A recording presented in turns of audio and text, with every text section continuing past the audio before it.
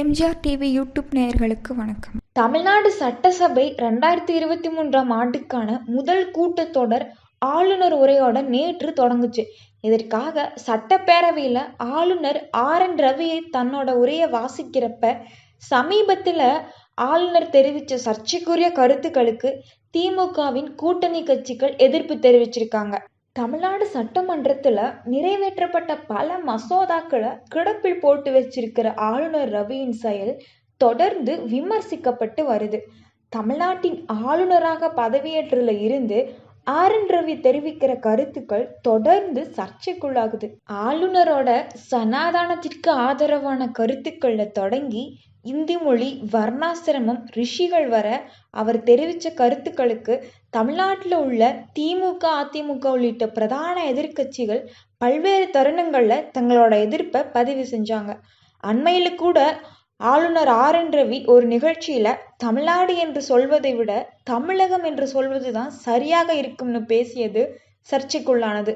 இது தொடர்பாக தமிழ்நாட்டில் பாஜகவை தவிர ஏனைய கட்சிகள் ஆளுநரோட பேச்சுக்கு கண்டனத்தை பதிவு செஞ்சாங்க.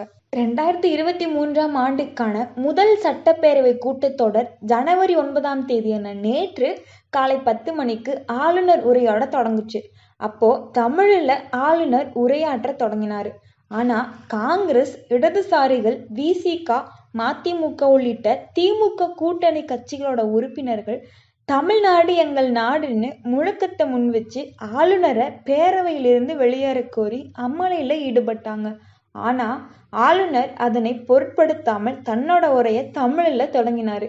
காங்கிரஸ், தமிழக வாழ்வுரிமை கட்சி உள்ளிட்ட கூட்டணி கட்சி எம்எல்ஏக்கள் ஆளுநரை புறக்கணிச்சு வெளிநடப்பு செஞ்சாங்க.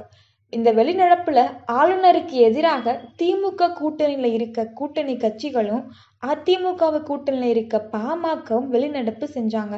ஆனா அதிமுகவில் இருந்து எடப்பாடி பழனிசாமி, ஓ பன்னீர்செல்வம் தரப்புல இருந்து யாரும் வெளிநடப்பு செய்யல. இந்திய நாடாளுமன்றத்தால் அங்கீகரிக்கப்பட்ட தமிழ்நாடு என்ற பெயரை பயன்படுத்துவது தவறுன்னு சொன்ன ஆளுநரோட இந்த போக்கை எதிர்த்து தமிழ்நாட்டில் இருக்க அனைத்து அரசியல் கட்சிகளையும் ஜனநாயக அமைப்புகளையும் ஒன்று திரட்டி ஒரே குரலாக ஆளுநருக்கு எதிர்ப்பு தெரிவிச்சிருக்கணும்.